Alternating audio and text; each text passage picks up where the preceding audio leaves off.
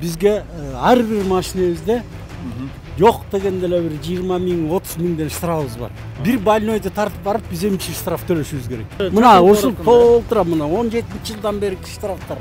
Бул деген последствие даже пенсия оформить этсек, пенсияда оформить этпейт экен, штрафты төлөмөйүн. Биз деген бир машинада 3 бала иштейбиз. Эми келип алып туруп бүгүнү мен чыккан эмесмин, бүгүнү сен чыккан эмесмин. Өзүбүз менен өзүбүздүн кырылышканыбызды айтпагыла. Штрафты ушу жогорку кеңештин депутаттары, бийлик өкүлдөрү карап туруп эле отменять этип берип койгула болду. Сураныч бизде бир гана ошол. Врачтар мына тяжело болсо катуу айдадык. Анан каяка айдайбыз? Эгерде штраф төлөп атсак. Комиссиядан болсо келген штрафтын баардыгы өтпөй атат да. Шаарда көчөлөрдүн аты жок, үй номеру илинбейт. Темселеп издеп жүрөбүз бир адрести, кантип издейсиң? Аны кечиги бар ана тил угасың дагы. Мына сурап көрүлөр. Байгыны өзүбүз акча чыгардык, сатып алып салдык. Пандемия учурунда болгондо мына ушул водительге азыр ушул убакта дагы деле шофер болуп иштеп атат. 3 миллион 800 миң деп биз уктук. Ошону төлөп келип атат. Эми 3 миллион 800 миңди 15 миң менен качан төгүп бүтөт ушул бала. Ошо исписать этилген машинадан 4-өйдөн чыгып атат. Кандай айдаган бүткөдө да жазылган. Айдоочулар өздөрү ошону сезип караш керек. Мыйзамда 514 негизинде, берилген негизинде аякта жазылган эмес, скорый жагынанбы, милиция жагынанбы, МЧС жагынан же жөнөкөй жагынан жок. Ал сөзсүз ээси гана жооп берет деген бар да. Арбаңыздар, урматтуу достор, Беспредел медиа порталдын көрүүчүлөрү, кызматыңыздарга Кайрат Кенжебаев. Бүгүн биз болсо Бишкек шаардык мэриясына караштуу Тез жардам муунасынын автобазасында турабыз. Биякта болгон ошо шаарга тиешелүү тез жардам мууналары келип токтойт экен. Бирок бул жака келгенибиздин негизги себеби көйгөйү. Биякта айдоочулар бизге кайрылышкан. Анткени бул ар бир тез жардам муунасында олчойгон айып пулдар бар. Булар кайдан десе, бул жанакы шаардагы камералардын түшкөн айып пулдар экен. Эмнегедир мыйзамда же башка жакта бул нерселер каралбаптыр. Мисалы, тез жардам муналары айып пулдардан бошотулат деген. Ошондой пункт жок болгондуктан ар бир автоунаада олчойгон карыздар бар экен. Буларды болсо ошол айдоочуларга төлөйсүңөр деп милдеттендирилиптир да. Мына ушул жагдайга нааразы болуп айдоочулар бизди чакырды. Азыр жагдай эмне болуп атканын баарын силерге кенен чагылдырып бергенге аракет кылабыз. Биз менен бирге болуңуздар, кызыктын баары алдыда. Сау болуңуздар. Мынакей Бишкек шаардык мэриясына карашкан азыр болсо айдоочулардын айтымында саламаттык сактоо министрлигине өтүптүр. Бирок мыякта турган ар бир иштеп жаткан тез жардам муунасында бирөөндө да бир штраф айып пул жок эмес экен да, баарында бар экен. Келсеңиздер бери. Байкем, келсеңиз. Өзүңүздү тааныштырып.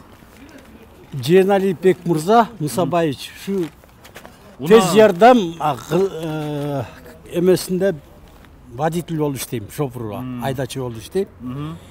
Биз силерди чакырган эң көйгөйүбүз бизге ар бир машинебизде жок дегенде эле бир 20 миң 30 миңден штрафыбыз бар. Сом. Биздин ар бир машинеде, иштеп аткан машинеде штраф бар. Биз эмне үчүн штраф алып атабыз? Кимдин кызыкчылыгы үчүн? Бир больнойду тартып барып биз эмчи штраф төлөшүбүз керек. Биз ошол кишинин өмүрүн сактап атабыз да. Больницага жеткизип атабыз. Ошонтип айдашыңар керек да. Биз ошонтип айдашыбыз керек. Эмне үчүн скорый биз? Эмне үчүн скорый? Скорый водитель менен врачтын жумушу эки башка. Врач больнойду салат, больницага чейин ошол кишинин ден соолугун менен алышып барат. Биз ошол водительдер ошол врачты, ошол больной кишини, фельдшер баарын аман эсен больницага жеткизиш керек. И тезирээк жеткизишибиз керек. Ошол киши жолдон бирдеме болуп калып атат көп элечи. Больницага жетпей калып атат. Элдер бизди тилдеп атат, кеч келип атасыңар. Убагында жеткизбейсиңер деп. Ал былтыр даже мына Тимир Фрунзе Айны көчөдөн бир балабызды сабап кетишкен. Кеч келдиң деп. Ошол сабап кеткен киши ошо шоферду айдоочунун больничныйында төлөп берген эмес. Эмне экен десе, ал деген президенттин охранасында иштеген эме экен деп ошо бойдон бир да сурап койбой кетип калган. Азыр көп эле ызылдашабыз элдер менен бар. Анан биздин айлык 15-тен 20 миңге чейин айлык алабыз. Тетиги Кеминден бияга Каракалтадан келип балдар иштейт. Ошонун жол киреси. Bir ayda 10 sutka işteyiz. 10 жолу вакытта. Bir sutkanın içinde 500-600 сомго тамак içeyiz. Susunduk içeyiz. Канча жерге чакыруу болот мындай? Орточо. Biz ortaça esep менен биздин детскийде 20-22 вызовка чейин барабыз bir sutkada. Bir sutkada. Bir sutkada. Стабильно 16-17 ата бүт барында бар вызов. 24 сааттын ичинде ушунча вызов кылабыз. Анан жанагы келип тетактан иштеп аткан балдар бар. Биздики деле мун жакын жерде турсак деле жол киребиз. Тамак ашыбыз. Ошондо bir ayda 5 миң, 6 миң биздин тамакка эле кетип калат. Анан дагы штраф төлөсөк биз семья багабызбы же штраф төлөп келерби? Могу штрафтар ар бирби? Өткөн сайын. Мына ушул толтура мына 17-жылдан берки штрафтар. Бизге мурун ГАИден келип ушундай собрание өткөндө. Погашать этебиз деген. Ал погашать этилбей эле мына ушул бойдон эле сакталып туруптур. ГАИни чакырдыңар беле? ГАИ келип берден собрание өткөн бизге. Биз погашать этебиз, баарын өмөт беребиз дейт. Погашать этилбей эле, ооба мына. Мына жыйылган бойдон турат, мынакей. Эмне деген штрафтар бул? Бул аралаштырба. Бул көчө кийинки эле четиндегиси. Могу ушул ГАИ эмнеге бул тез жардам муналарына айып болду? Биз деген ошо кайрылып атканыбыз, силерге кайрылып атканыбыз, тетиякка, депутатка, тиги президентке чейин жеткизип, ушул биздин эмебизди чечип берсинчи. Бул деген последствия даже пенсия оформить этсек, пенсия да оформить этпейт экен, штрафты төлөмөйүн. За границага да чыга албайт экенбиз. Кокус керек болуп бара турган болсок. Бул ушул өмүр бою карыз болот экенбиз да. Могу силер канча иштегенде түшкөн мисалы 70-80-100 миң сом карды ар бир айдоочунун мойнуна илинип атабы ошондо? Ооба. Төлөшүң керек. Ооба, ар биринин машинеси бар да, красныйдан өткөн. Ошол штрафтын баары ар биринде. Баарында бар. Анан мондай пресса чакырып, монтуп эме кылсак эле, бирде көйгөйдү айтсак эле, биздин руководствого асыл ошолорду крайний кылып калат да. Силер организовать этип атасыңар, силер биз алар эмес, биз водительдер өзүбүз чакырып атабыз. Уже жаныбызга батканда. Ошон үчүн деген депутаттар болобу, министри болобу канча жазды биздин руководство. Мына былтырда жазган, депутаттарга да кайрылганбыз. Жаздык, кайрылмак турсун, канча жол жаздык. Эчтеке жыйынтык жок мына. Качан жыйынтык чыгып, качан чечип берет билбейбиз дагы. Айып пулдар келип атат. Айып пулдар келип атат. Даже мына скорый болуп баратып. Биз мигалка менен баратканда көп эле случай болуп атат, балдар сүзүшүп атышат. Аны дагы машина стоянкага коет, аны да биздин моюнга келет. Ремонтту биз өзүбүз жасайбыз. ГАИге штрафты өзүбүз төлөйбүз. Ушундай көйгөйдү качан тетиякта отургандар чечип берет билбейм. Буга чейин кайрылгансыңар да? Кайрылып, депутаттарга 2 жолу жазганбыз, министрге жазганбыз. Жок эчтеке. Качантан бери кайрылып келатасың? Тетик эле бул эме кийиргенден бери, камера кийиргенден бери кайрылып келди. Камера киргенден бери ошо тез жардам мунасына штрафтар келип атат. Бизде көйгөй эми мындай да, бул жерде бир пикет кылабыз же башка эмес, анда ошондо деле могу жерде толук водительдер келген жок. Азырчы бир 180 водителибиз бар. Болгону биздин өкүнгөн нерсебиз бул болуп атат. Могу камера боюнча. Бир эле нерсе биздикичи көйгөй. Камерабыз 2018-жылы башталган да, 2017-2018-жылы башталган. Ошондо мына момундай штрафтар келген. Ар бир бала бир эле күндүн ичинде 20-30 миңге чейин штраф кылган. 20-30 миңге чейин штраф кылган. Андан кийин республиканский ГАИден бир инспектор келип, ал айткан: "Балдар, муну биз чечип беребиз силерге. Бул штраф болбойт." Шаардык майя кызматы. Шаардык майя кызматы. Ушул жерде начальство менен кирип сүйлөшүп тактагандан болду. Биз ура деп эле чыгып кеттик. Эми ошондон кийин мына 3 жылдан кийин кайра косколуп атпайбы? Бул камера деген эч качан өчүрбөйт экен. Эшматтын, Ташматтын фамилиясы да ал жерде турат экен. Сиздин айдаган машинаңыздын номуруна чейин, даже за рулем бараткан күнү саатына чейин айтылат экен да. Мунун дагы бир жагы бар да. Биз деген бир водитель машинада 3 бала иштейбиз. Эми келип алып туруп, бугүнү мен чыккан эмесмин, бугүнү сен чыккан эмесмин. Өзүбүз менен өзүбүздүн кырылышканыбызды айтпагыла. Штрафтардын айынан. Штрафтардын айынан. Эң главныйсы эле ушул штрафты башында 2018-жылы айтылган сөз менен эле бизге отменять этсин. Болду, бизде эч кандай көйгөй жок. Ошо тез жардам унааларына айыппул салбоо керек. Ошол эле. Бизде основной эле мына ушул эле. Азыр эми бар балдардын бардыгы эле мына мен азыр бүгүн уволить этилем. Бүгүн уволить этем, кетип туруп башка жерге кирем да. Башка жерге кирсем, ал жерде деген менин 2000 мен иштегениме мына 9 жыл болду. 2015-жылдан бери ушул жерде иштеп келгенден кийинки тагдырым автобустан чыгат экен. Ошондо деген мен мына бер жагы 3 жылдан бери штраф кылсам, бер жагы деген 100 миң, 150 миңге чейин мен штрафтын мойнун билет экем да, ал жакта мен төлөшүм керек экен. Мына биздин көйгөйү. Зарплата боюнча айтып кетсек деле, зарплатага мейлим, зарплата жөнүндө лишний сүйлөгөн жокпуз. 15 миң, 20 миң зарплата алабыз, аныбыз эч нерсеге деле жетпейт. Бир күндө 500 сомдук обедибиз бар, аркы беркибиз бар. 35-тен 40 машинага чейин чыгат, 40 бала иштейт ушул жердечи. Бул эми бир исменде айтып атам да мен. Вызовтарга кандай барабыз? Вызовтарга ар бир бала эң азы болгондо 15 вызов болот. 15 вызов болот. Ал детский деп коет, педиатрский. Алар деген 20 вызовга чейин, 23 вызовга чейин жасайт. Анан дагы бир мына жалпы эле ошо кыргызстандыктарга кайрылып кетейинчи, эли журттуга ушу жашпы кары дебейчи. Скорыйды күнөөлөгөн адамдар азыр өзүңөр билесиңер, мындай жашоочулар да көп болуп кетти. Жашоочулар да. Кеч келесиңер, биринчиден 3 сааттан келесиң дейт. Машина жетишпей бул жакта жүрсө, вызов бизге через ар бир 40 минут сайын түшүп турат. Туңгушта отурсаң, Алатоодо берет. Алатоого барып келгенде өзүң ойткула. Эми биз пробкадан жүрө бересиң да. Встречныйга да чыга албай калдык да ушул жөнүндө. Анан барып балдарды ургандар да бар. Даже мен эсимде бар, 2000-жылы жанагы Кубат байкени селекцияда турат. Ошону кеч келдиңде уруп, ошо киши деле каза болуп калды. Ошол жөнүндө деле эч кандай деле бир неме болгон жок да. Кароо болгон жок. Авария болгон мына бир балабыз жүрөт. Азыр моюнуна деген 2 миллион салынган. Ошону деле эч ким караган жок. Жүрөт ушул жердечи. Бардык эле айдоочулар күнөө. Бардын эле келип туруп айдоочулар. Эми мындай көйгөй ар бир жерде, ар бир ишканада бүт эле бар да, Биздин эң биринчи көйгөйүбүз эле мына штраф боюнча. Эң биринчи эле көйгөйүбүз мына штраф боюнча.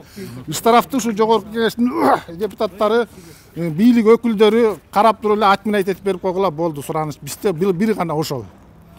Башкасына деле эч кайрылсыздар. Башкасын эмне кылабыз? Эми 30 жылга чейин башка заман болгон. Азыр мына бир аз өзгөрүү кирип атат.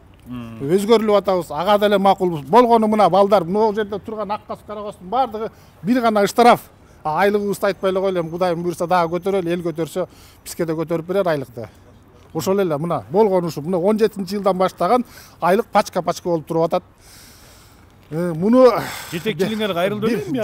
Кайрылып келди булар? Жетекчилерибиз 2018-жылы кайрылып, муну отменять эттик деп ушул жерде инспектор өзү келип айтылган. Андан кийин бир 2-3 жолу жастык болбой атат. Биз муну чакыралы, тигинен чакыралы, тияка кайрылалы десек, алар жок, эч жака барбагыла, эч нерсе кылбагыла, отургула, үнүңөрдү чыгарбай деп эле айтат. Жазыр жетекчилерибиз мына главабыз билбейт дагы бүгүнкү окуянычы. Билбейт дагы ал киши. Анан айла жоктон өзүбүз айтып атабыз. Азыр мына жердеги бир 30% адамдар уволить этебиз деп атат да. Анан көйгөйүбүз ушул жаралып калат экен. Болгону гана ушул бизге. Азыр ар бирибиздин 180 водитель боло турган болсо, ошодон бир эң кеми бир 30-40 миңден боюнубуз кыйылып чыгат экенбиз ушул жерден. Эң азы деген. Эң азы дегенде. Анан мына жерде мына көрсөтүп коеюн, 530. Мына биринчи тарафы. Кайра эле турат. Дагы көрдүңүзбү? Мына 530. Экинчи тарафы. Бул эми бул мыногу деген бир эл айлыгы. Бир эл айдыкы. Андан кийин үйүбүзгө барганы канча? Пачка болуп турат. Мына биздин болгон көйгөйүбүз ушул балдар. Дагы гана кошумча айткыла, айтпайсың. Аты-жөнүндү айтып коюңуз. Саламатсыңар.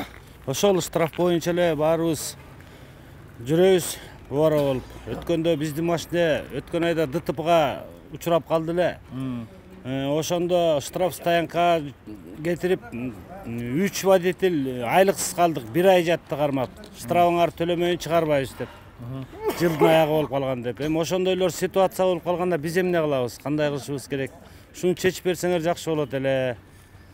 биздин тиги штрафтарды встречка айдабагыла дейт. Адам өлүп калса биз барып сөгүп калабыз, токмок жейбиз. Анын бизге эмне кереги бар эле? Правила менен айдалы дейт. Правила менен айдаганда 5 саатта жетесиңер. 1 сааттараң жетебиз. Момча пробка тыгын болуп атат жердин баары. Өздөрү деле көрүп аткандыр баягы чоңдор деле. Ошондой көйгөйлөрүбүз бар. Ошолор чечип берилиңерди суранабыз. Жогоруда айтып кеткен, жигит айтып кеткендей баары чындык ошонун баары. Эми буйрусоң болот деп үмүттөнүп атабыз. Талабыбыз ошол. Талаңыздар бир эле ошол. Айыппулду чечип берсе. Анан дагы бир көйгөйүбүз бар эки биздин автобазаны монтип алып атат. Ремонт каяка жасайбыз? Батпай калдык буяка. Буяка автобустар кирген. Территорияны талашып атышат. Эмне кылышты билбейбиз. Ремонт жасар жер жок, токтор жер жок. Автобазаны ордуна калтырууга суранат элек ошо. Ушул жер бизге удобный, жакшы эле, тияк бияктан келгенге. Автобазаны талашкандар көп болуп атат. Билбейм эмне болобуз. Ошол. Баягы эмне дейбиз, бул штраф жөнүндө. Мына айтып атышат, нарушать этпегиле, айдабагыла. Кантип айдабайбыз? Эгерде больной эме болбосо, больной тяжелый болсо. Ичинде врач кыйкырып. Ичинде врачтар менен согуштуруп бүттү. Биз азыр деле согуштуп жүрөбүз. Азыр врачтар менен тытышыпчы. Алар айда дейт, биз айдабайбыз. Бизге штраф келип атат дейбиз. Ошентип атабыз, айла жок мына. Азыр деле мына запчасы да жок, бүгүн эчтекеси жок. Мына машинадан кишини карабай калды азырчы. Шопурлар эмне болот? Билбейм эмне болот шопурлар. Ичине врач тез жеткирди. Врачтар мына тяжелый болсо катуу айда дейт. Анан каяка айдайбыз? Эгерде штраф төлөп атсак. Штраф болчу. Штраф келет, ол чоюп төлөгүлө дейт. Больнойду жатканын көрүп өзүң эле айдайсың. Дагы эмне кылабыз? Айла жок айдайбыз, анан штрафка түшөбүз дагы. Анан бияктан тил угабыз.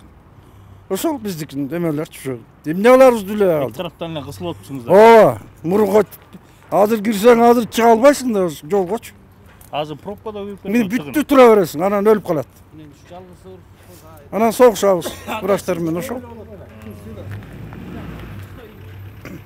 Ошондой болуп атат баарыбыз.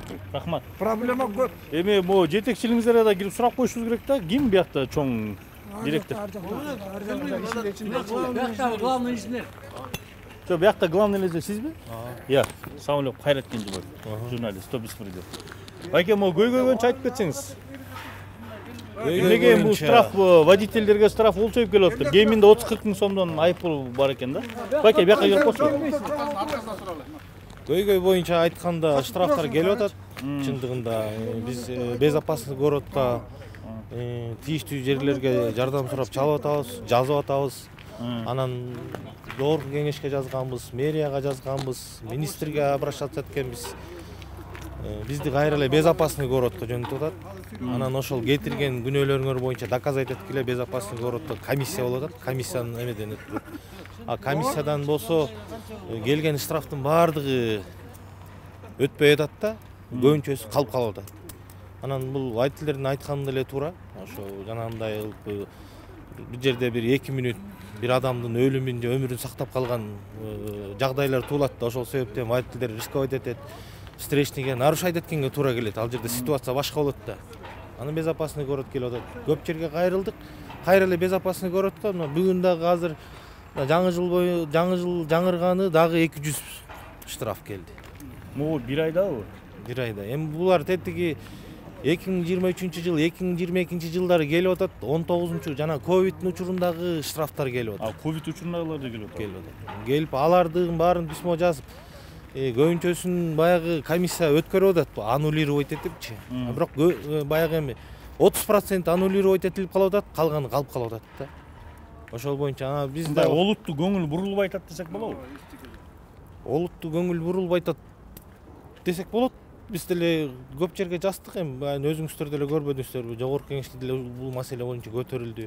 Анан азыр өткөндөгү штрафтар боюнча мына экзамендерди өткөрөбүз. Атайын биздин жол коопсуздугу боюнча инженерибиз бар. Гаилер менен деле чогуу биз чыгып тез жардамга жол бошот деген рейдтерди жасап турабыз. Гаилерден да келип түшүндүрүү иштерин жүрүп атат. Баардыгы эле баягы безопасный город баардык машинаны эле бирдей тарта берет экен да. Анан бизди именно ошо шаардын эмеси эл үчүн деп ошо такыр эле алып салса болобу же албай кандай бир жеңилдиктер карап берсе деген тилек да. Анан айткандердики айтканда эле чын ошондой маселелер болуп атат. Бирок биз деле колду ачып салып калып калган жокпуз, чыгып атабызбы, бирок жыйынтык жок да. Жыйынтык жок. Кайра эле безопасный городко жөнөтөт. Кайра эле комиссиядан кагаздардын баарын баягы былтыркы мурдагы жылкы комиссиялардын кетирген баягы нарушенияларын, жол карталарын көтөрүп алып барабыз. Ал жерден болсо комиссия кээ биркилерин өткөзбөйт. Көп водительдер кетип калган.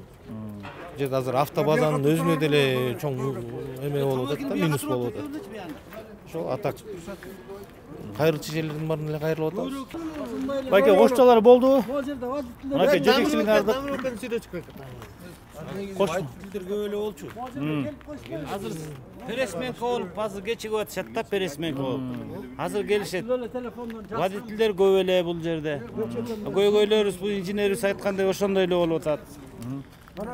Караган киши жок. Булар деле жанталашып тияк бияка письмо жазып антип минтип атышат.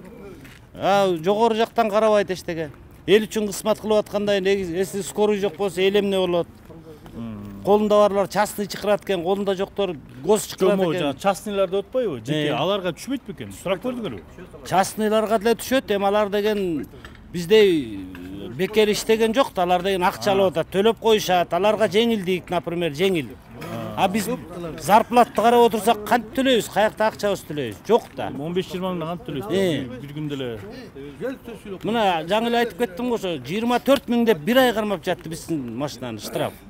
3 водительдүү, 3 айдоочуну. 4-өөбүз айдайбыз.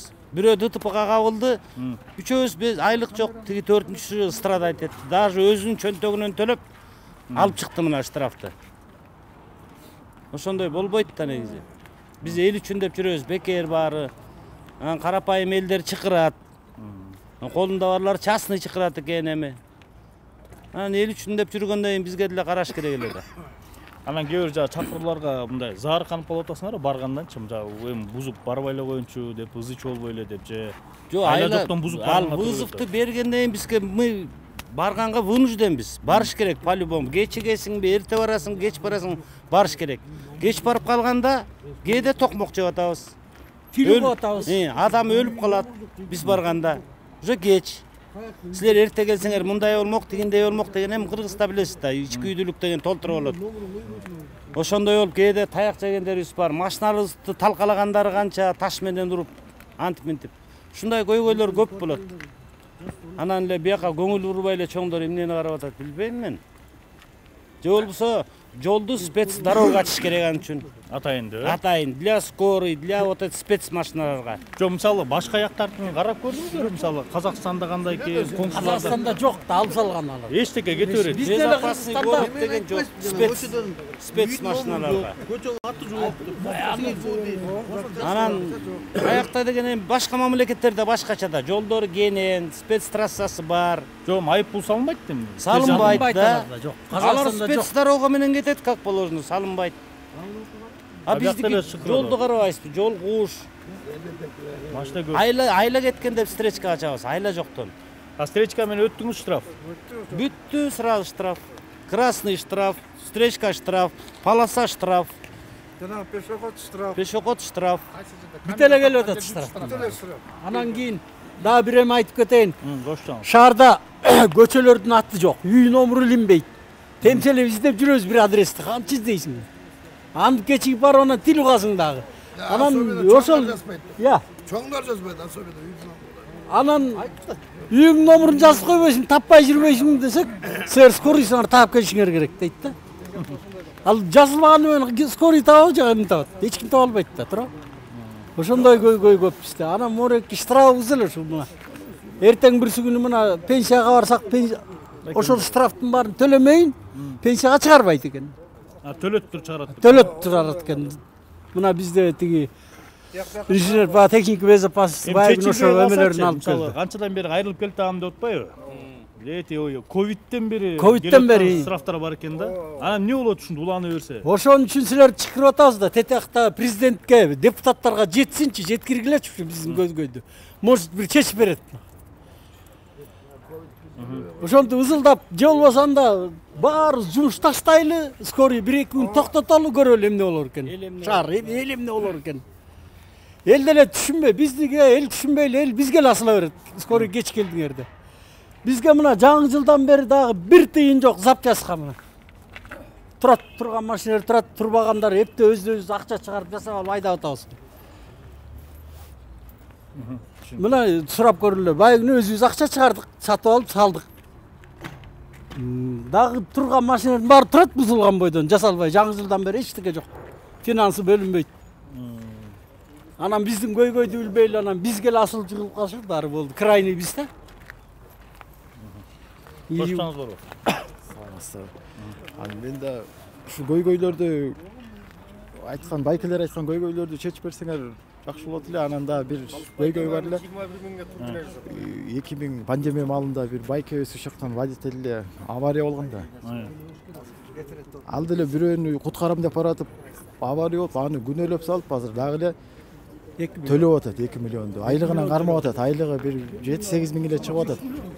2 миллион мойнун төлөп атат. Аны эч ким, могу чоңдордон эч ким укпагайды. Ал ошо чуркап бүт жакка барып эметип, аны бул президент эле чечпесе уже болбой калды да. Анан скорый деле гум помощька келген скорый экен Япониядан илгери мурда бияка бар. Аны 3 миллион төлөп атат. Моякта токтоп турат. Ошондо көрүп койсоңор болот да. Мояк өтпөйсүзөр, водительдер. Скорыйда турат да. Моякта өтпөйсүзөр. Моякта турат. Авария болчу.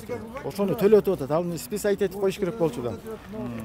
Ал байкебизде уже эме аябай ооруп атат да кайгы.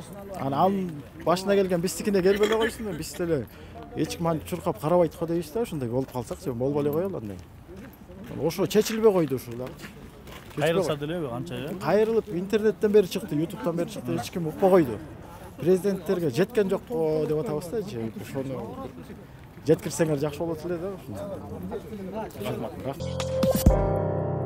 Байкежан айтып атпайсызбы?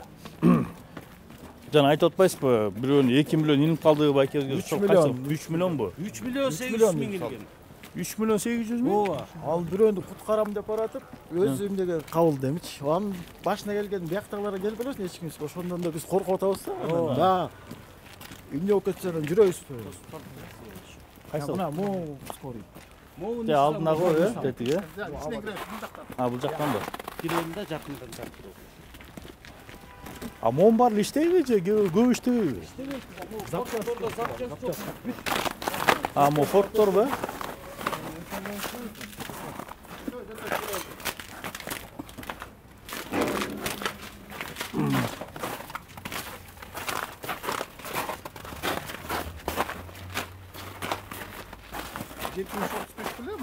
Мына ушул Nissan 2000 пандемия учурунда болгондо мына ушул водительге азыр ушул убакта дагы деле шофер болуп иштеп атат.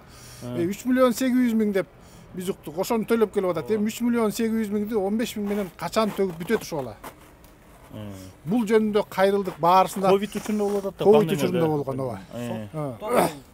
Сотко канча бардык? Сотко биз деле бардык. Кандай болду, эмне болду? Ошонун жагдайы дагы ушул 3 миллион 800 миң ушул бала дагы абдан катуу страдать этип атат да. Ушуга деле эч ким көңүл бурган жок биздечи. Ушул балага. Чын айтканда, эми мындай нерсе боло берет экен, чечилбей койгон нерсе болбойт, чечилет. Просто бийлик башында тургандар эле көңүл буруп койсо, ушул нерсе жок болмок да биздечи. Мына элементарный эле ушул нерсе. Мына машинанын абалын көрдүңөр. Ушул машинада ошол бала аман калганына да шүгүр. Ичинде больной адам болгон. Мунун ичинде больной адам болгон. Могу кулатуу, медерүү адам болгон менимче. Эгер жаңылбасам. Орозбеков адам болгон, а? Мына жагдайлар ушул да. Андан кийинки деле мына бул машинабыз авария болгондо жапжаңа машина. Ал деле водитель өлүп калды. Бул водитель уже каза болуп калган. Эми кандай айтканда дагы жакшылыкка үмүт кыла берели, болбойт эмес, болуп атат, шүгүр дей берели. Ошондо дагы бул деген скорыйдын немеси абдан эле элге керектүү чоң ишкана болуп атпайбы? Ооба. Бүт барысы скорый менен алышат экен. Көчөдө жүргөн ошол скорый экен. Мурун жада калса бизди кысып келип туруп астыңан токтотуп анан сөкчү. Азыр андай болбой калды шүгүр. Азыр мигалка менен баратсаң үнү чыкканда автоматский эле токтоп калды. Эми болгон эле жанагы көйгөйүбүз штраф болуп атат. Андан кийин дагы мына кыргызстандыктарга, эл журтка кайрылгым келет да, мына новостройканын баарысы бир номерацияңар жок. Бир номерация жок. Орозбекова деп коет, болбосо тиги Арчебешкте Баланча деп коет. Ошол жерге барсаң каерде? Тиги камокту көрдүңбү? Бегимай деп турат дейт. Анан биз эми кайсы камокту иштейбиз? Түн ортосу түнкү саат 3-тө. Анан 7-чи троллейбустун конечныйына келсең дейт. Эми ошол жерге барып, кайра больнойго чалып, аны тапкыча бул өзү убакыт да, время да. Мына ушундай нерселерибиз болот да, ушул нерселерди биз деле элге чыгарбай эле жүрбөйбүз, айтпай эле, унчукпай эле жүрбөйбүз. Ошентип атып эле иштеп атпайбыз. Анан основной эле мына өзүңөр деле көрдүңөр, балдардын бир эле нерсеси только штраф эле биздики. Ушу штраф эле. Бул штрафты 2018 кирди эле, 2018-жылдан 19-жылы эле. Бизге келгенде негизи республиканскийден бир инспектор келип, ошонун аты жөнүндө мен точно билбейт экем. Отменен деп айтылган, а почему-то бул отменен этилбей атат да. 30% гана жоюлат экен, калганы 70% кайра мойнубузга иле берет экенбиз. Мына жетекчиңер айтпадыбы? Эмеде депчи, комиссия карап атат, бирок 30% эле алып атат, калганын алып кетип атат. Калган ошол жетекчинин айтканын мен деле угуп айтып атам да. Ошол түшүнбөйм, эмнеге тез жардам кызматы, тез жардам да бул. Тез баруу керек да бул. Эмнеге муга байып пул салышат, мен түшүнбөйм да. Ошол ковидтен бери, ковидте иштеген учурга да салып атсаң да бул сөз жок да. Мына азыр бул жерде да жок.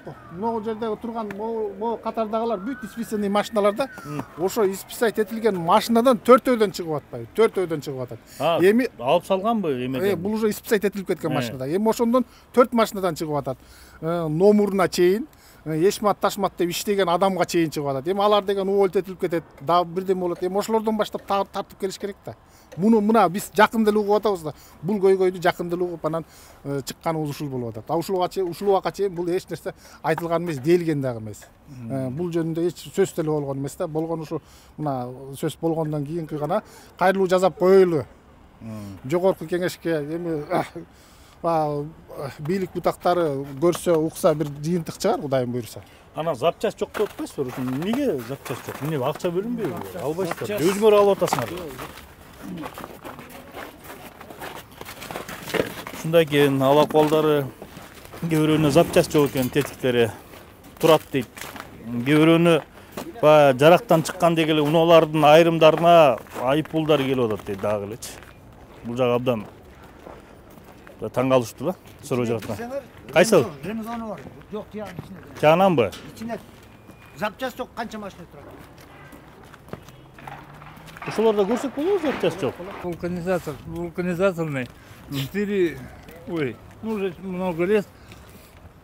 Сейчас у нас в данное время остановился этот компрессор, мотор сгорел. Один раз его перемотали. Сейчас никому... Ремонт делаете этих машин, да? Колеса, баллоны. Сейчас вот перемотали один раз весной. Успел вот с осенней на зимнюю переместить. Сейчас все мертвый, 3-ю неделю стоит мертвый. Не работает. Мотор. И никому до этого дела нету. Здесь бардак идет. И неизвестно, что творится. Подходил к начальнику, ко всем, ребята, кто где этот ухитряется, подкачивают, там перебортовывают, клеются. Полный бардак. Может быть, через вас это дойдет. Давайте покажем, что есть. Теперь вон там, сзади вы не ходили, не смотрели? Нет.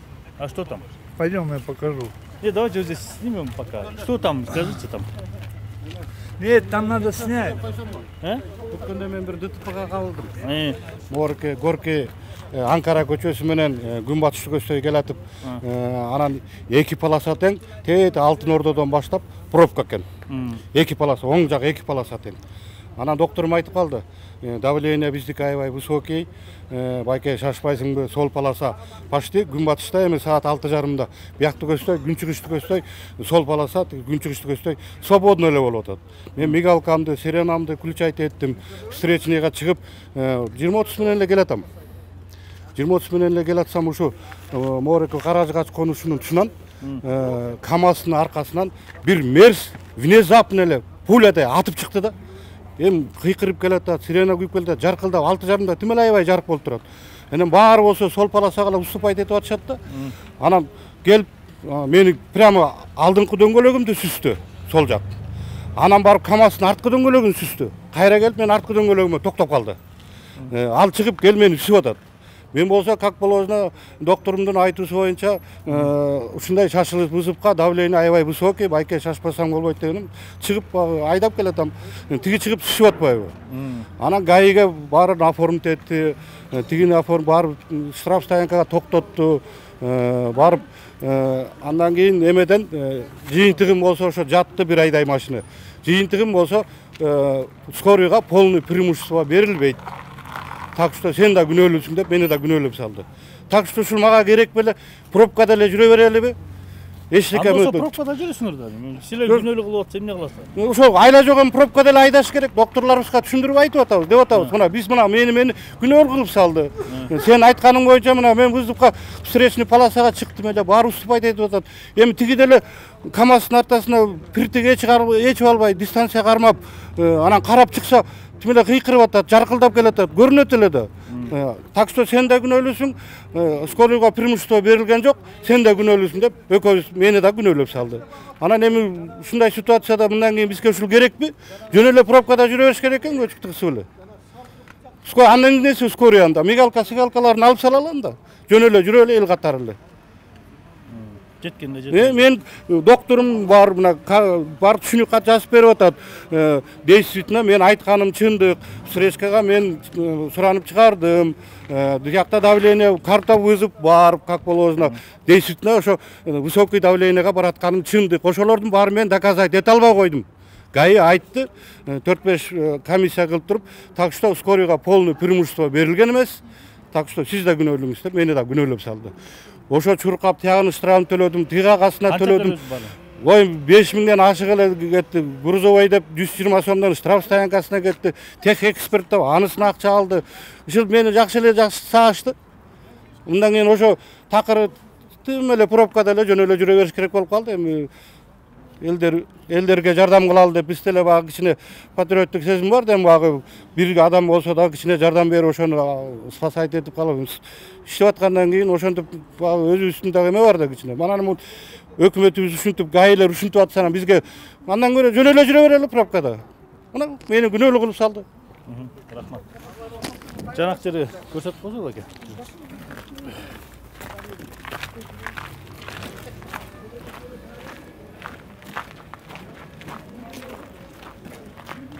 Бияқта да толгондукка машина барбы? Турам onun için vardı. Бар, ремонтко муктажбы? Ремонтко муктаж машиналар. Мон бар ремонтко. Мон бар ремонт бүтөт турган машина. Мына могу айрыкча мына детскийдин бүт машинасы турат. Эки эле машина чыгып иштеп атат детский. Кайсы моларбы детский? Молар бустар кичкейлер. Кичинекейлерби? Мына. Бияқта тартөр. Төртөн турат. О, именно детский эмне? Балдар тез жарынын баары иштебей турабы? 6 машина бар, 6-нын 4-өө турат, 2 эле иштеп атат. Шаар боюнча. Шаар боюнча. Азыр шаар канча чоңойду? Анан ошол 4 даже деген көбүнчө машиналар тургандагы врачтар да кетип калды да бизде. Айлык аз, врачтар токтобойт. Врачтар жок. Бригада аз. Мурда 6 машина чыгып иштеп атканда кичине жеңил болчу. Азыр бир күндө 4 бригада, 5 бригада же болбосо 5 бригадада толук чыкпайт. 3 бригада чыгабыз. Шаар боюнча детскийден 3 бригада чыгабыз. Анан жетишип көр. Булар эмне запчастьтер? Ремонт, запчасть жок турат. Булардын бүт могу. Эмнеге алып келип алып бербейт абы жагандай? Бюджеттен акча каралбайт, акча жок. Декабрдын где-то бир 15-теринде декабрда, ошондон бери мына акча которулбайт. Турат ошон. Ошо ойдон турат. Запчасть болду ошо, 1 айдан аштыбы? 1 ай эмес, 2 ай болду. Февраль болду азыр, где-то декабрдын бир 15-теринде где-то ошондон бери акча которулган эмес. Турат мына бул жерде эле көрөт, сыртта канчасы турат, запчасты жок. Мурда деген канча бир 50 дескер чыкчу эле, азыр бир 30 та эле скорый чыгып калды. Дагы 15-20 күндөн болду, 10 скорый чыгып. Мен скорыйдын штрафын айткан жокмун, мен шофер эмесмин, мен ушул жерде иштейм, слесарь болуп. 15 жыл болду ушул жерде иштегениме. Келебиз. Ондон десеңер, эчтеке запчасть жок, эчтеке жок запчасть. Акча которулбайт. ошол келебиз кетебиз. Анан айлыкты айтпай эле коюн, биздин айлыгы 8 000 айлык алабыз. Слесарьдар. Бирок слесарлар 5 күн иштей 8 000, азыр 8 000 деген ким жашайт? Айла жок, пенсияга чыга турган кишибиз, жүрөбүз эптеп ушу жерде. Жакшы эле оңдоп берейин дейсизби? Оңдойбуз, келебиз мына, шофёрлор оңдойт, мен да оңдойм. Бул мына электрибиз бар, слесарыбыз бар, токарыбыз бар, вулканизаторщик бар, сварщигибиз бар. Ошону айлык алабыз, иштеп жүрөбүз. Ошол. Монтип мына коробустуга кире албай калдык. Тигинен ичи толтура. Келип монтип путевка алыш үчүн тизилип карат, машинадын бар. Сыртта калдык, коробуска кире албай калдык. Мына жарымысын автобус алып алган. Ушинтип биздин сөзүбүздү бирөөлөр угуп коер бекен, ошо бир вулканизациябыз иштебейт, финансирование жок болду. Көчөгө чейин чыгып кетип атасыздар. Мына көчөгө чейин чыгып мына жолду бөгөп туруп алдык мына. Корого батпай калдык. Буга да штраф салбайт чыгат? Эми буга штраф пока салбайт, эми келип официально. Анан атак ушундай болуп калды, бизге бир жардам кылып койгула, жогорку жак бир биздин үнүбүздү бир угуп коюңуздар. Салам алейкум. Курсаксыз. Бир-эки суроо бар эле мыякта. Сиз бул автобазанын жетекчиси болосузбу? Бир-эки суроосу бар эле, могу водительдердин айып пулдар боюнча айтып атышат да. Каратаев Кеңешбек Давранбекович. Кеңешбек Давранбекович, ошол айып пулдар боюнча кайрылып атасыңарбы, эмне болуп атат бул көйгөйдү? Айып пулдар боюнча биз ГУДга кайрылып атабыз. Эме основном превышение скорости менен келип атат көбүчү. Ошол боюнча биз кат жазып, кайрылып көп учурда алдырып атабыз. Например, мигалка иштеп атат, сирена иштеп атат, ичинде больной бар. Биз деген жана көрсөтүп болуш керек силерге. Неменичи? Документтерди көрсөттү. Ооба, жана айыппулдар көрсөттү келгендеринчи. Ошол бирок 30% эле алынып, кайра 70% алынбайт деп водительдер айтып атат да. Баарыбызда жок дегенде бир 20-30 миң сомдон айыппул бар. Бул жер болсо аны бизге моюнга элет экен, төлөтүп атат депчи. Эми баягы скоройдон эмнеге тез жардам мунаасын болгон айыпты бизден алып салбайт депчи. Төлөтө элекпиз. Но бизде көйгөйүбүз ошо болуп атат да. Немеден келип атат? Безопасный городдончу. Айыппулдар келип атат. Биз колдон келишинче алдырып атабыз аны. Например, сотко берип атабыз. Соттошуп атабыз. Алгандан кээдеги калып калгандары ашып кетсе бир 3-4 калып калышы мүмкүн. Штраф стоянка ДТП болуп түшкөндө ошолор чыгат да. Стоянкадан чыгарбай кичине Кеңешбек Давранбекович ойлойсуз да, негизи эле бул тез жардам мунаасына айыппул салынат деген бир нонсенс да булчу. Ошо ойлобойсузбу ошондо? Кандай дейсиз? Бул эми бул нонсенс да, бул Кыргызстанда эле барбы дейм да, тез жардам мунаасына айыппул салуу дегенчи. Ошо ар бирине олчойтуп салуудан анын туруп алган комиссия менен карап, жок сеникини албайбыз деп, жанда бул водительдер, айдоочулар да түшүнсө болот да, мисалы. Бизде азыр өзүнүн машинесин айдаган жок, мамлекеттин машинесин, анын ичинде өзгөчө статустагы тез жардам мунаасын айдап атпайбы. Негизи ушул жагдайгачы биз өзүбүз аябай мындай. Биз бул жагдай боюнча биздин айдоочулар көп жерге эле кайрылды. Эми ойлоп атабыз, чечилет болуш керек бул маселе депчи. Биз азыр комиссияга беребиз. Ар дайым эле келген айыппулдарды көрүп атасыз да канчадан келип атат. Бир айда эле 200дөн ашып келип тур. 200дөн ашып. Январда эле 500 миң сомдун тегереги келет да көбүнчөчү. Например, бизде эле түшүндүрүп эле айтып атабыз. Былтыркы штрафтар быйыл келип атат да. 16-сынан 19-на чейин Баткенден келген жана согуш болуду эле. Согуш эмес, кичине ызычуу болуду эле. Ошондо ар бир машина 5 минут сайын штраф кылган да. Себеби аэропорттон келип атканда чоң скорость менен келген да, тяжелый больной. Ошол маселелерди көтөрүп биз жазып барганбыз. Эми андайларды алып беришет. Жок, ковидте келип аткандар бар деп. Ковидтен бери ошол убакта пандемияда келген айыппулдар бар дейт. Аларды да жазып алдырып атабыз. Атайын комиссия бар немедечи, Горгайда. Горгайдын биринчи этажында болчу. Азыр биздин инженер БД барып алдырат, юристибиз барат, аны менен сотко өтүп кеткен юрист мындай бизге келген штрафтарды инженер БД барат атайын. Барып кат жазып беребиз бул жерден. Алып бергиле комиссия карап берсин деп. Бизде деген карта вызова бар. Атайын больнойго барып келген. Аны чыгарып келебиз, путевой лист бар. Ошол больнойду алып бараткан убагында, например, ошондой убактар болсо алып берет алар. Алар деле төлөтпөйт. Алынбаган кездер эмне болот алар?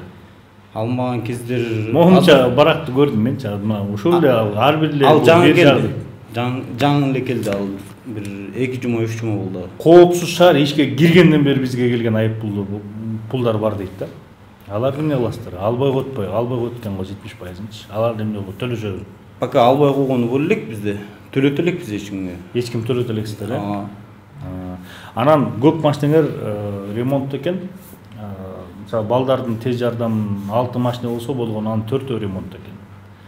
Анан азыр деле мэриянын алдындасыңарбы же саламаттык сактоо министрлигине өттүңөрбү? Биз азыр жаңы тескеме чыкты.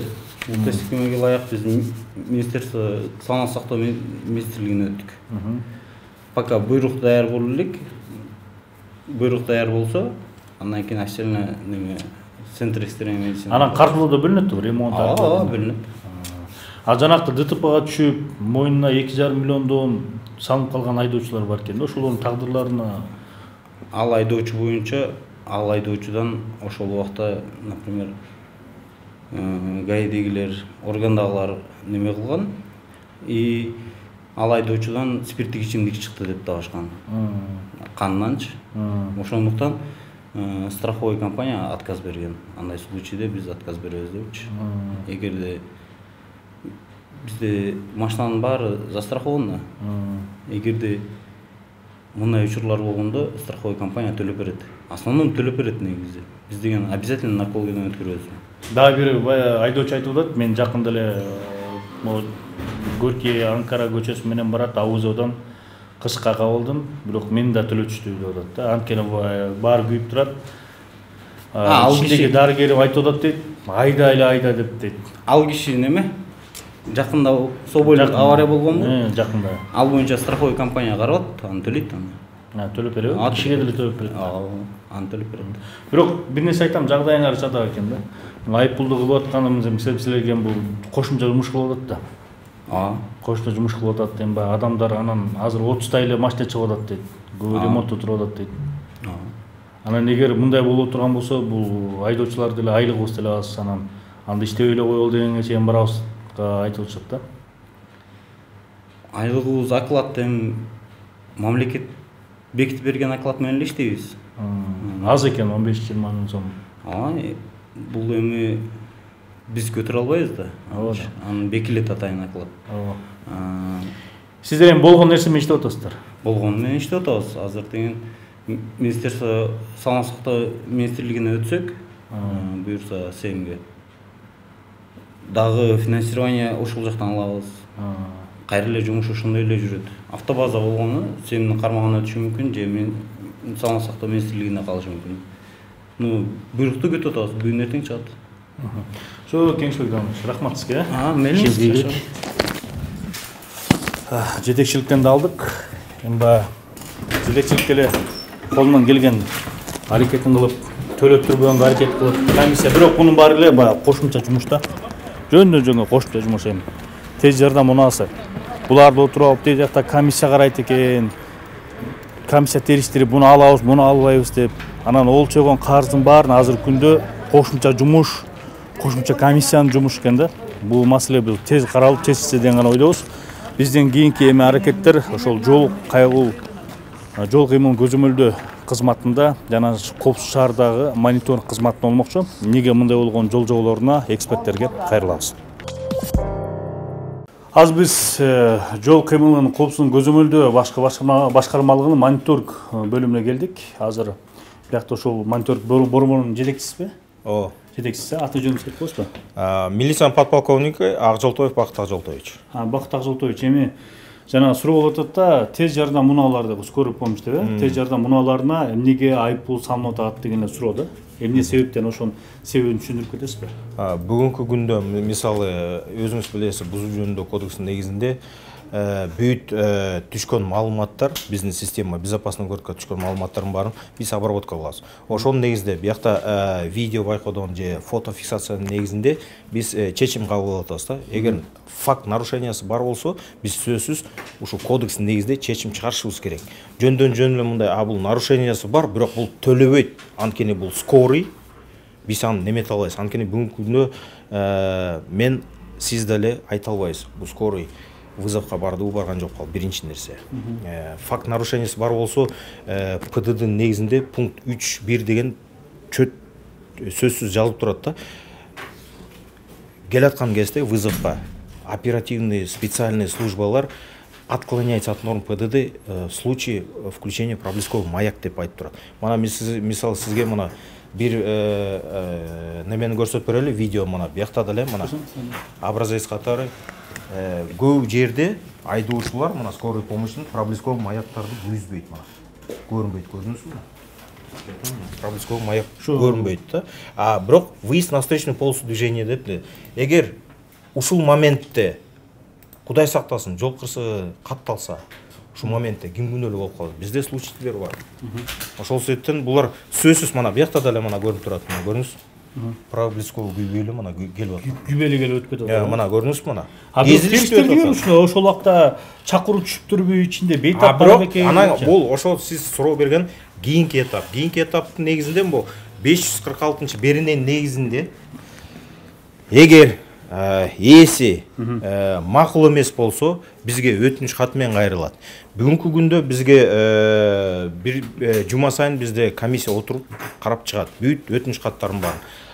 Жөнөкөй жаран кайрылса деле, юрлицолор мисал скорый помощьтардын баары юрлицо эсептелет да. Ошолордун бизге бүгүнкү күндө бүт клиникалар айырмасы жок. Гос өкмөттүн же частный клиникалар кайрылып атышат. Ошонун негизинде биздин комиссия отуруп алып, ар бир видео байкоодун карап туруп, ар бир фото коллажды көрүп, бүт документация негизинде бүт маалыматтар алып келсе, сөзсүз ушул убакытта мен вызовка баргам. Ушул жаранды алып барып, мисалы бир 4-чү больницага же кайсы клиникага жеткиздим деген сөз менен өтө оор менен же жөнөкөй мындай. Ошол айдоочу келиш керек ошо комиссияга. Айдоочу эмес, ар бир клиникада өзүнүн инженери бар, юристи бар. Ошолор эле представитель катары келип, доверенность менен кайрылат. Өтүнүч кат менен. Бүгүн эртең менен алдык да 30%-ин алып атат, калган 70%-ы калып калып атат. Жада калса ковид учурунда келип түшкөн айыппулдар бар дейт. Анан жанакы Баткенде болгон окуяда аэропорттон алып келатсак, катуу скорость менен келатса, ошонун баары түшүп бизге келип атат дейт да, штрафчы. Төм карабайсызбы? Анда иштебей эле койбойлубу? Баары бизге жазылат экен деп аябай нааразы болчу. Аны түшүнүп атабыз, бирок мыйзам өйдө да, бизден өйдө. Мыйзамда жазылган. Мисалы, могу ПДД негизинде деле 3.1 пункт могу именно могу проблесковый жагынан неметкенде, булар скорость менен ылдамдын жагын немесин караш керек. Анткени булар деле жаранды алып келип атат да. Анда байкаш керек да. Ошол себептен кандай айдаган бүт ПДДде жазылган. Айдоочулар өздөрү ошону сезип туруп караш керек. Ал биринчиден, экинчиден мен айтканым боюнча бузуу жөнүндө кодекс, окуу бузуу жөнүндө кодекс негизинде бизге кайрылса, биз жок дебейбиз, жардам беребиз, сөзсүз жардам. Могу системаны биз системанын ээси эмеспиз. Биз колдонобуз. Бизге система кандай берсе, ошонун негизинде кодекстин негизинде, мыйзам негизинде биз чечим кабыл алабыз. Салбаш менен да жогорку кеңештен мыйзамды өзгөртүп берсе, анан ошого карата иш аракет кыласыз. Мыйзам кандай болсо, биз мыйзамды аткаруучу элебиз. Мыйзамда ошону карасын, туура эмес болгон учурда айыппул салынсын деп жазылган ба ошондо? Мыйзамда 514 негизинде, берененин негизинде. Аякта жазылган эмес, скорый жагынанбы, милиция жагынанбы, МЧС жагынан же жөнөкөй жаран жок. Ал сөзсүз ээси гана жооп берет деген бар да. Ээси гана жооп берет. Бактыбек Казылтович, январь айында эле могу Бишкек шаардык тез жардам кызматына 200 айып келиптир да. Ар бир айдоочуда 30-40 мыңда айыппул бар экен да. Азыр күндө көрүп келдик мына ошо эртең менен. Булар эмне кылыш керек? Анын баарын карап. Ошону мен жана сизге айтпадым. Ошол эле комиссия 546-нын берененин негизинде бизге комиссия кайрылса, комиссия карап чыгат, чечим чыгарат. Ошол эле. Ал андан эч проблема жок. Ал мыйзамда жазылган нерсе. Анан мындай учур бар экен. Скорыйдан иштеп жүрүп кетип калгандар бар экен да. Мисалы 3 жыл мурун, 2 жыл мурун кетип калып иштен кеткендер болсо, аларга деле ошо штрафтар барып атыптыр да. Мындай да туура түшүнүңүз. Анан төлөшүн керек деп алар азыр келип кичине ошондон да көйгөй жаратып атат дейт да. Бул эмне себептен? Бул мындай карабайсызбы? Бизге системада качан берсе, бизде өзүнүн кодекс негизинде убакыты бар. Ошол убакыттын ичинде биз сөзсүз чечим кабыл чыгарабыз. Анан ошо 546 негизинде 10 күндөн баштап, алган күндөн баштап 10 күндүн ичинде бизге кайрылса болот. Эгер алар алып чогултуп жүрсө, аны эми биздин күнөөбүз жок да. Биз убагында алып жеткизип атабыз. Чечим чыгардык же бир көрсөткүч барбы? Ушунча убакытта, ушунча мисалы тез жардам унаасынын кызматкери автоунаасы ушунча айып төлөдү деген болду ошого чейин же төлөбөй эле эч ким? Канча айып пул чогулду, канчасы төлөндү, канчасында комиссия карап жокко чыгардыңар деген сыяктуу. Статистика комиссия негизинде бар, канча жол кайрылды, канча чечим кандай чыгарганбыз, анын бар статистика бар бизде бүгүнкү күндө. Төлөгөндөр болуп атат да. Арасында кээде мойын алып атышат, вызовка барбай эле жөн эле айдап неметип атышат, анысы да бар. Арасында чыгып атат, төлөп атышат. Жөн эле айдап жүргөндөр? Ооба. Андай да фактылар чыгып атат арасында. Жана списанияга кеткенде атпайбы? Иштен жараксыз болуп, иштен чыгып калган автоунааларга деле айып келген учурлар болот. Эми аны туура түшүнүш керек, мыйзамда жазылган.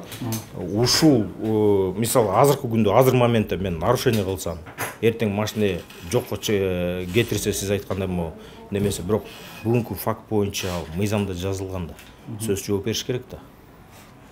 Бактыбек Ажалтович, мен түшүнгөн боюнча сиздер система ушундай, анан кодекс. Ошол негизинде иштеп барасыздар. Эң основной ошо кодекс. Ал жерде эч кимге мындай льгота сыяктуу эч нерсе берген. Кодекс негизинде льготный период жанагы 70% скидкасы бар бүт жарандарга.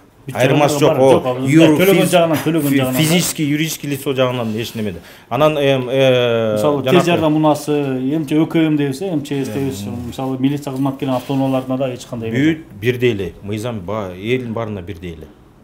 Баарына эле бирдей. Баарына бирдей эле. Аяктан өзүнчө пункт менен да жазылган. Жок, кандай жок. Кодекс и система ушундай.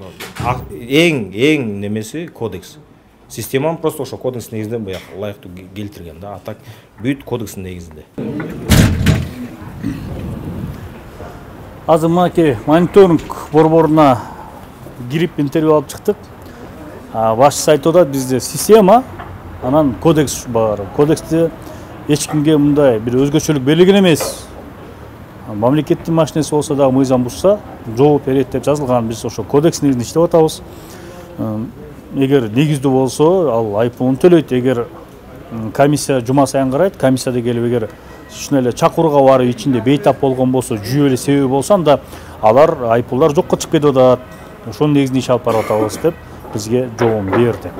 Эми айдоочулардын талабы биякта болсо кодекс система бул кандай чечилиш керек? Азырынча бизге түшүнүксүз, бирок бир жыйынтык чыгат деп үмүттөнөбүз. Саламат болуңуздар.